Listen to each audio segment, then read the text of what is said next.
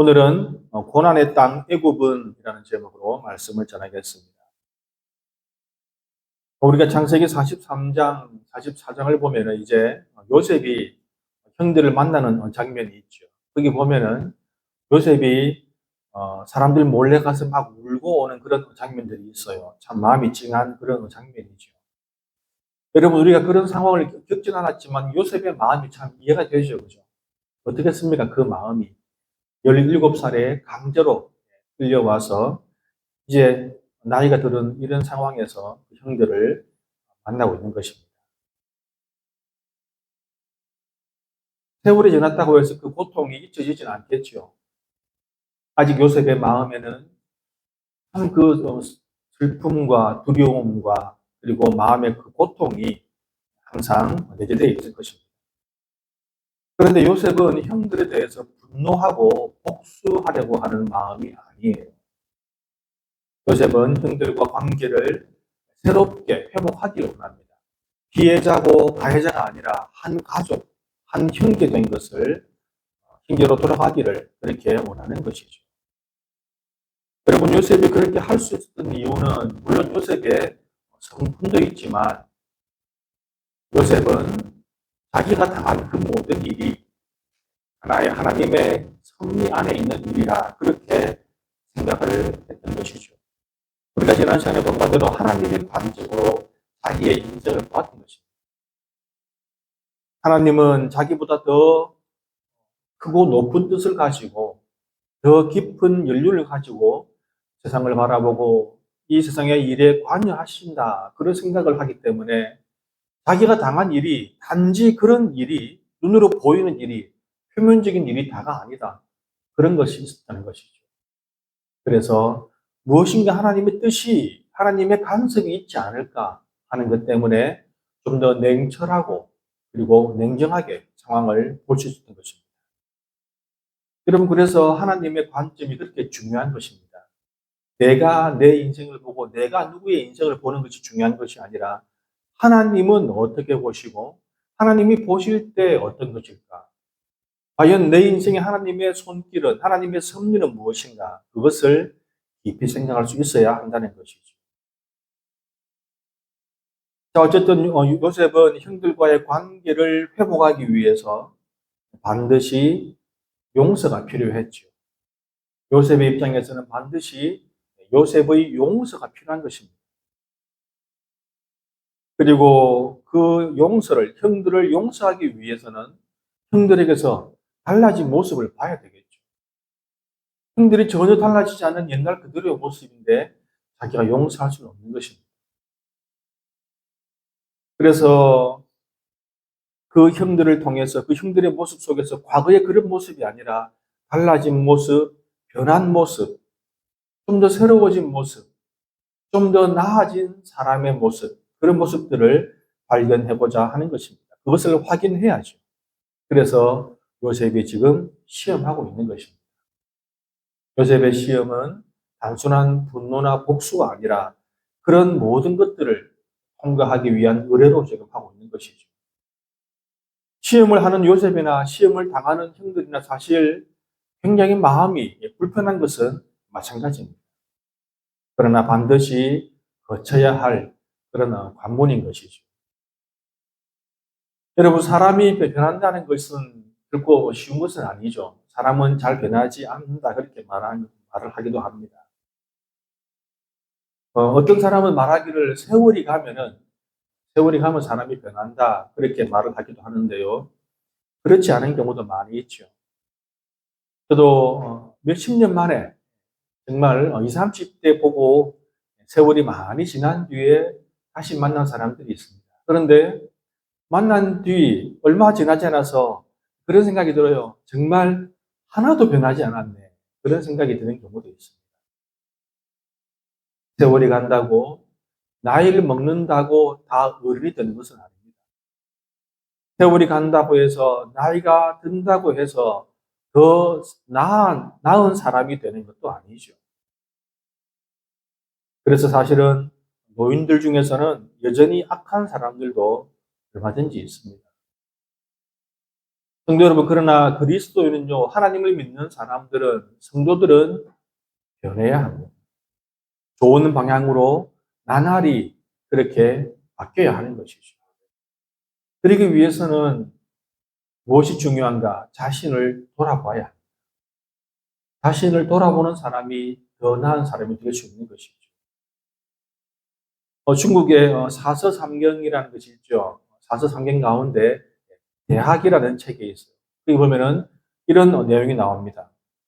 오래전에 중국에 하나라를 아주 폭력적인 그런 나라가 있었는데 그 하나라를 멸망시키고 상나라를 세운 탕이라는 임금이 있어요. 그런데 이 탕 임금은 자기의 세숫대야, 요즘은 그런 거 보기 어려운데 왜 세숫대가 이렇게 왜 손잡이 손으로 잘 잡을 수 있도록 이렇게 넓은 둥그런 판이 이렇게 위에 되어 있는 그런 세숫대가 있습니다. 그 세숫대에다가 글을 새겨 놓았어요. 세수는 하루에 몇 번씩 합니다. 그러니 세수할 때마다 그 글귀를 보는 거예요. 그 탕 임금은 그렇게 새겨 놓았답니다. 구일신, 일일신, 우일신.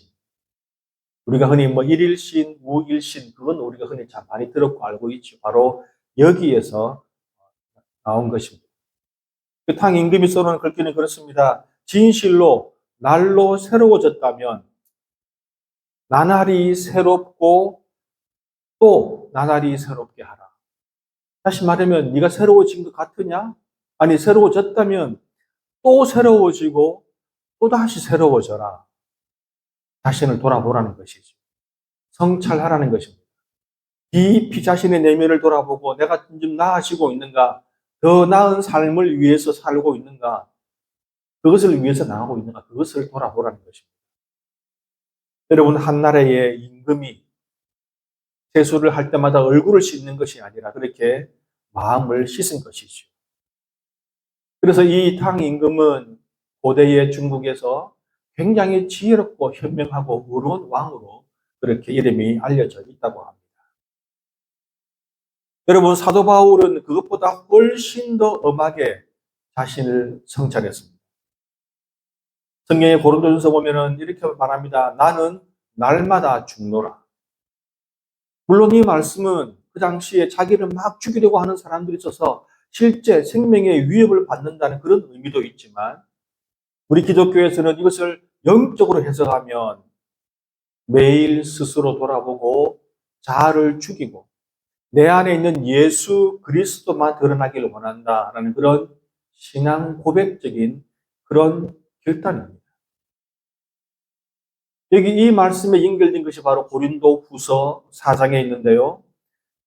그러므로 우리가 낙심하지 아니하노니 우리의 겉사람은 낡아지나 우리의 속사람은 날로 새로워지는도다. 여러분, 그러니까 바울은 나는 날마다 죽고 날마다 다시 태어난다. 그리고 그때마다 새로워진다. 그렇게 말하죠. 오늘 하루에 나라는 존재는 죽어지고 내일 아침은 또다시 새로운 사람으로 거듭난다는 것입니다. 끊임없이 자기를 돌아보며 성찰하는 그런 삶을 살았던 것이죠. 그리고 날마다 새로워지는 그것이 우리의 곧 희망이다. 낙심하지 않는 이유는 내가 날로 새로워지기 때문이다. 그렇게 말하고 있는 것입니다. 여러분, 우리는 매일 성경을 읽고 매주일 하나님께 예배드립니다. 그리고 하나님의 말씀을 듣고 찬송하고 기도합니다. 그러니 당연히 우리는 바뀌어야죠. 그것이 바로 우리 기독교인의 삶인 줄 믿습니다.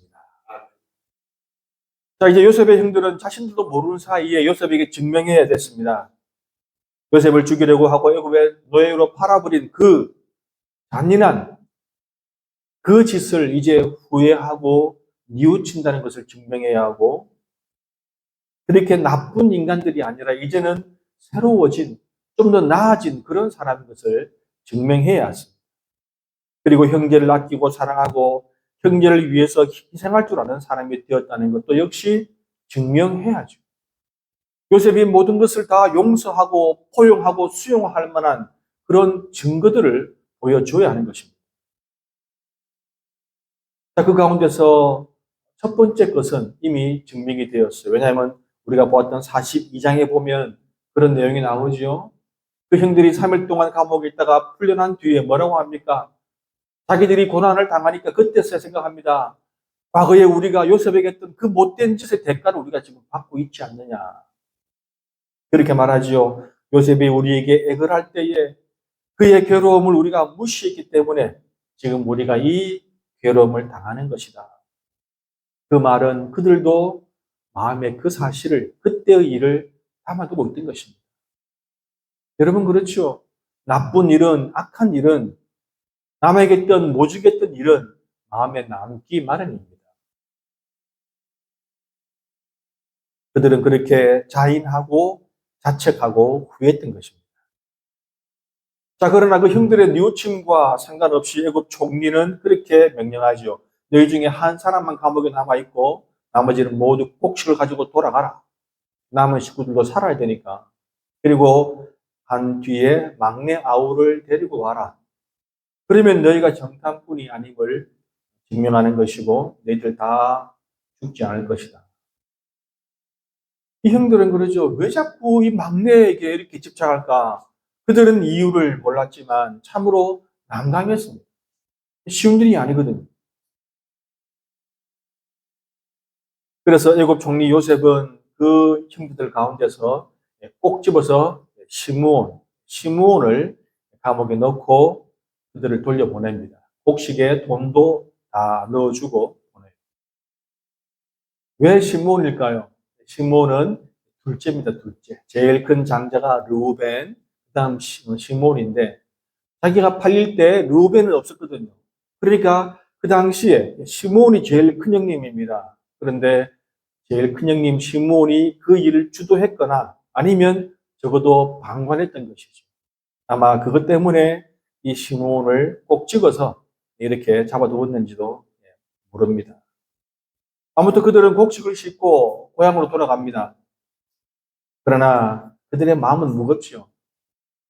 형제 한 명이 갇혀 있고 자기들은 가서 막내 베냐민을 데리고 와야 합니다.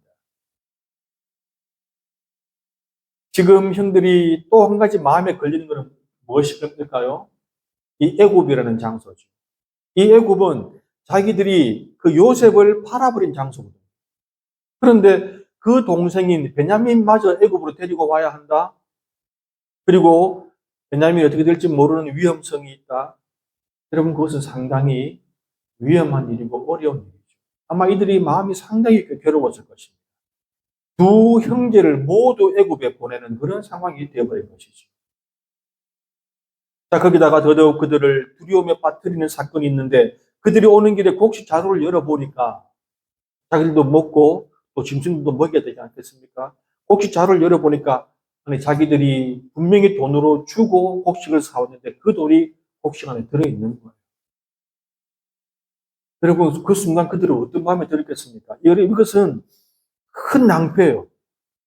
지금 당장 그들이 군대를 동원해서 추격해와서 너희들 돈도 안 내고 가져갔느냐, 혹은 다시 돈을 훔쳐갔느냐라고 말하면 증거가 없잖아요.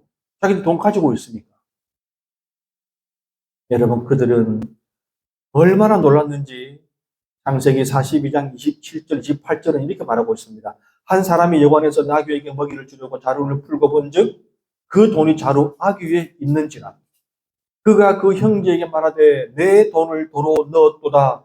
보라 자루 속에 있도다. 이에 그들이 혼이 나서 떨며 서로 돌아보며 말하되 하나님이 어찌하여 이런 일을 우리에게 행하셨는가. 혼이 쑥 빠진 거예요. 공포스럽죠. 두렵죠. 이제 안 볼 사이면 모르는데 다시 돌아가야 합니다. 요즘은 잘 안 쓰지만 과거에 그런 말이 있었죠. 하나님 맙소사. 그런 말을 마셨습니다. 하나님 제발 그러지 마십시오. 절대 일어나서는 안 될 일이나 혹은 참 일어나면 곤란한 그런 상황에서 탄식하고 절규하는 소리예요. 하나님 맙소사. 지금 이들이 바로 하나님 맙소사 하고 있는 것입니다. 시므온의 일과 베냐민 일, 여기 한 가지가 더 붙은 것이죠. 마음이 천근만근 무겁습니다. 대체 왜 이런 일이 벌어졌는가? 그들은 이해하지 못하죠. 이제 그들은 잘못하면 도둑이라는 오명까지 덮어 쓰게 되었습니다. 정탐꾼의 도둑입니다. 그들은 너무도 힘들게 집에 도착했습니다. 그리고 아버지에게 모든 일을 다 이야기합니다. 그런데 또 아버지와 분란이 생기죠. 참 어려운 상황입니다. 아버지가 말합니다. 왜 베냐민이 있다고, 왜 동생이 있다고 쓸데없는 소리 했느냐. 그것 때문에 베냐민 들어오라는 그런 일이 벌어지지 않았느냐. 야곱은 분노했죠. 그러나 형들도 그 나름대로 할 말이 있습니다. 우리가 베냐민을 데려오라고 할 줄 알았겠습니까? 여러분, 이들이 정탐꾼 의혹을 받을 때 필수적으로 하는 코스가 있지 않습니까? 이 형제들 10명을 각기 다른 방에 놓고 한 명씩 쓰게 합니다. 그러면 나중에 쭉 대조해 보면 거짓말이 나오거든요.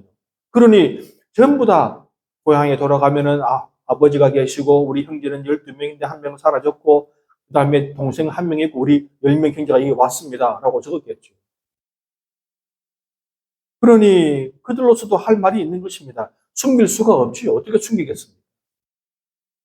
그러나 아버지 야곱에게는 절대의 베냐민은 내놓을 수 없는 최후의 보루이지요. 어떻게 내놓겠습니까? 그 라헬의 자식, 정말 사랑하는 그 여인의 자식 둘 가운데 형은 없어지고 동생만 남았는데. 여러분, 그러므로 야곱은 절대 내놓지 않습니다. 그래서 그 제일 장남인 루벤이 자기 자식들까지 걸면서 아버지께 베냐민 내주십시오. 데리고 갔다 올게요. 그렇게 말해도 소용이 없습니다. 여러분, 기근으로 시작된 자연재해가 이 가정에 얼마나 큰 어려움을 불러왔습니다. 생각하지도 못했던 그런 괴로움이죠. 여러분, 우리 사는 인생은 그렇습니다. 인생이 즐겁고 행복할 수만은 없죠. 저도 제발 그랬으면 좋겠어요. 인생이 행복하고 즐거웠으면 좋겠지만 인생은 이렇습니다. 뜻하지 않는 곳에서 뜻하지 않는 상황에 이런 어려움을 겪기도 하는 것이죠. 그렇게 아버지 야곱과 요셉의 형들은 길고 긴 침묵의 기간들을 보냅니다. 베냐민을 데리고 가야 하는데 말도 꺼내지 못하고 야곱은 아예 생각하지도 않고 절대 안 된다. 그렇게 몇 개월이 지나갑니다. 그런데 언제까지 침묵하고 있을 수는 없죠. 왜냐하면 생존의 문제가 그들의 턱 밑에 치고 들어온 것입니다. 본문 43장 1절을 보면 그 땅의 기근이 심하고 그들이 애굽에서 가져온 양식을 다 먹음에 그 아버지가 그들에게 이르되 다시 가서 우리를 위하여 양식을 조금 사오라. 물러설 곳이 없죠. 그러나 사실 양식도 양식이지만 여러분 시므온도 결혼을 하고 자식들이 있었습니다. 이때 상황으로 보면 손자까지 있었던 그런 상황이죠. 시므온의 가족들은 얼마나 걱정이 되겠습니까? 이렇게 야곱과 요셉의 형들은 진퇴양난의 상황을 겪고 있는 것입니다. 성도 여러분, 우리 인생에서 사람들이 인생에서 때로 어려움과 고난은 자신을 돌아보게 하는 거울이죠. 내가 고난을 당해보면 다른 사람이 당했던 고난을 이해하게 됩니다. 그리고 또한 이 고난을 통해서 자신을 돌아보고 반성하게 되죠. 그래서 성경은 그렇게 말합니다. 고난을 통해서라도 자신의 죄와 직면하는 것이 낫다. 그렇게 말하죠.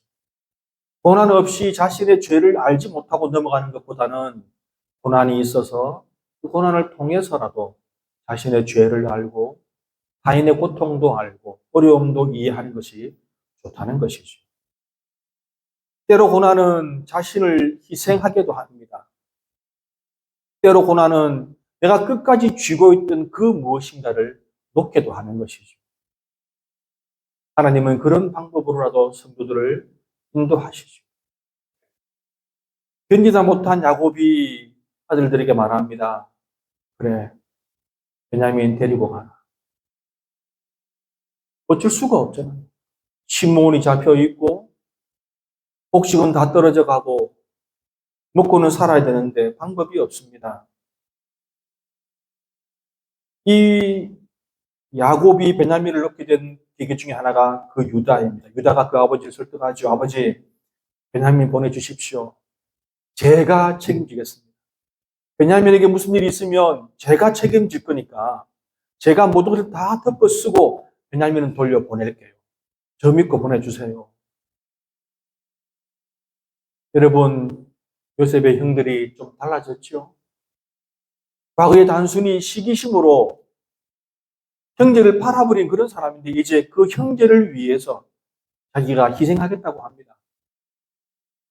이제 유다는 이해를 하는 것입니다. 그 아버지 야곱에게 베냐민이 어떤 존재인지 어떤 의미인지를 이해한 것이고 그것을 인정한 것이죠. 제가 희생하고 베냐민 돌려보낼게요. 아버지 보내주세요. 그래서 야곱은 막내 아들 베냐민을 보내면서 그렇게 기도하지요.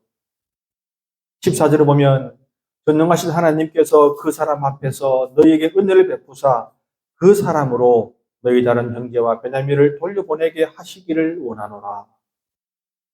그리고 이렇게 말합니다. 내가 자식을 잃게 되면 이르리도다. 할 수 없다는 것입니다. 어쩔 수 없다는 것입니다.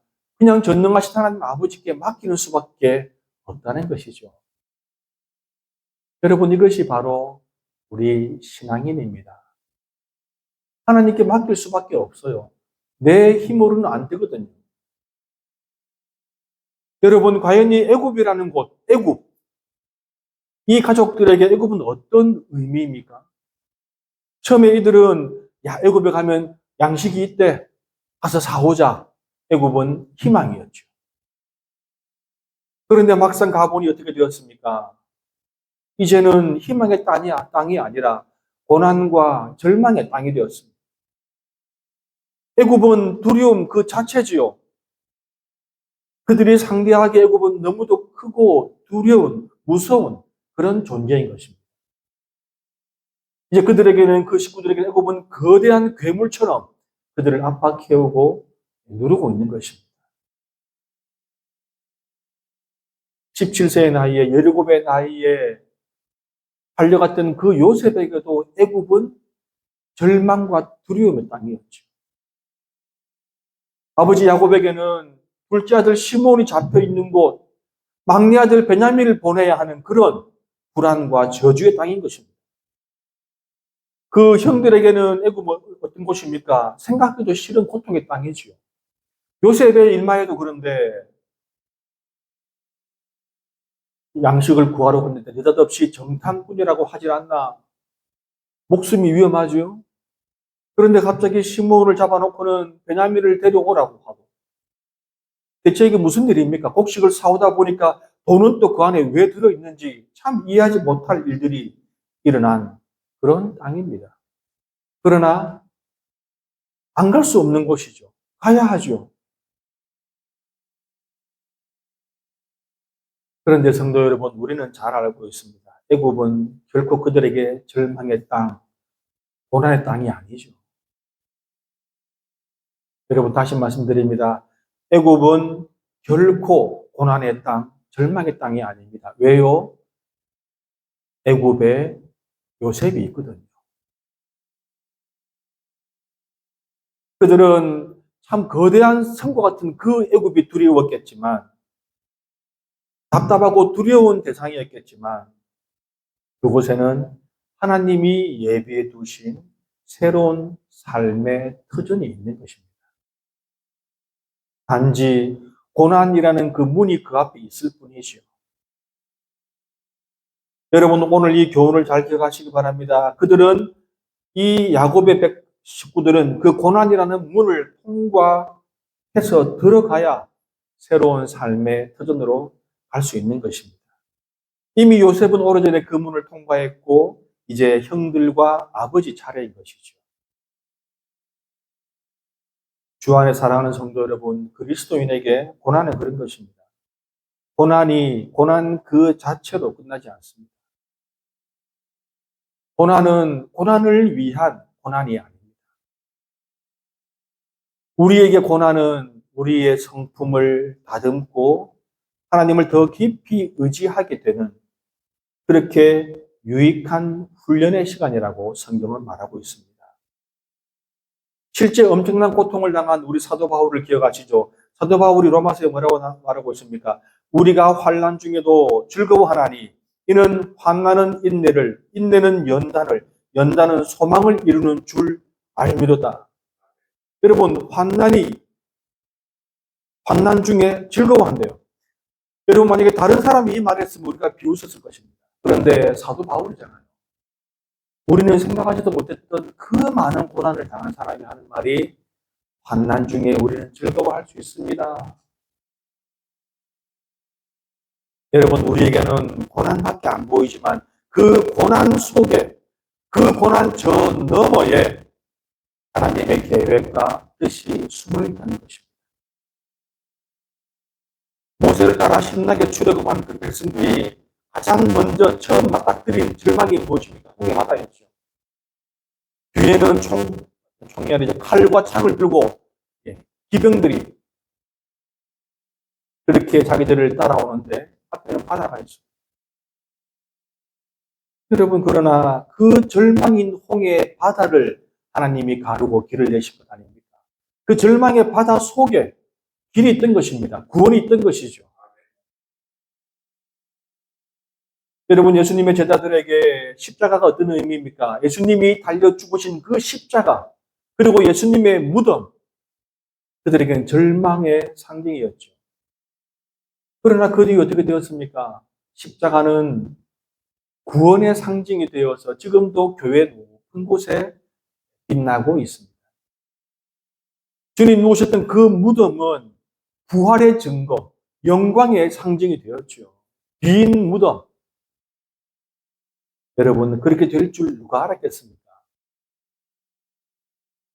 지금 야곱의 가족들은 모두 이 고난의 문을 지나고 있습니다. 그러나 이 고난의 문을 다 지나갈 때쯤이면 새로운 영광의 길이 그들을 맞이할 줄 믿습니다. 성도 여러분, 혹시 지금 여러분이 고난의 문을 지나고 있다면 오늘 이 말씀을 꼭 기억하시기 바랍니다. 아니, 앞으로 어떤 고난이 닥쳐올 때라도 여러분 이 말씀을 꼭 기억하십시오. 고난은 고난으로 끝나는 것이 아닙니다. 고난은 우리 주님께서 새로운 길로 인도하시기 위한 하나의 관문이며 통과 의리이며 오히려 고난을 통해서 주님의 은혜를 맛볼 수가 있는 것입니다. 그것을 우리는 믿고 나가야 하는 것입니다. 바로 그것이 우리의 믿음이죠. 그런 믿음, 그런 계획을 우리가 주님의 계획을 믿고 따라가며 요셉이 그 가족들을 위해서 애굽에 준비해 둔 것처럼 우리 주님도 우리를 위해서 준비해 둔 것을 기억하시고 고난 너머를 바라보며 애굽을 두려워하지 않고 그 길로 나가는 우리 모두가 되기를 주님의 이름으로 축원합니다.